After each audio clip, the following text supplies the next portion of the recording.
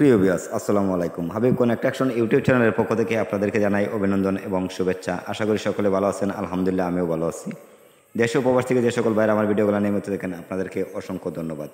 তো এটা একটা টিপ কল। আমরা টিপ কলটা কিন্তু গাঁথনি করার পরে কিন্তু আমরা ডালাই করেছি। ডালাই করার পরে কিন্তু আবার গাঁথনি করেছি।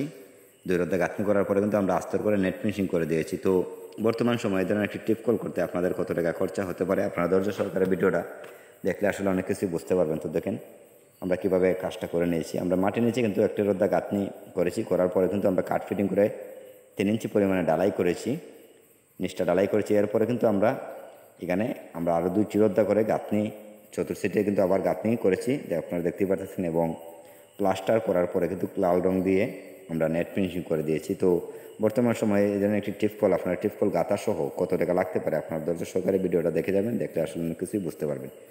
তো আমরা এখানে 120টা ইট লাগছে চতুর্দিকে গাঁথনি করতে, 8 ফিট বাই 8 ফিট করা হয়েছে।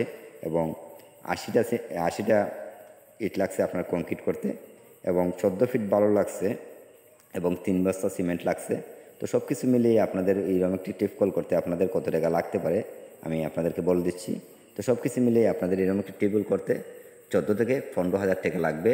আপনার কল সহ মানে বসানো সহ 14 থেকে 15,000 টাকা লাগবে। যদি আমাদের ভিডিওগুলো আপনাদের কাছে একটুও ভালো লাগে, লাইক কমেন্ট শেয়ার করবেন, পাশাপাশি চ্যানেলটা সাবস্ক্রাইব করে দিবেন। তো দেখেন আসলে খুবই সুন্দর করে কিন্তু লাল রং দিয়ে আপনার নেট ফিনিশিং করে দিয়েছি। তো আপনারা যদি একটা টিপ কল মানে গাঁথানি সহ আপনারা করতে চান, তাহলে এভাবে নেট ফিনিশিং দিয়ে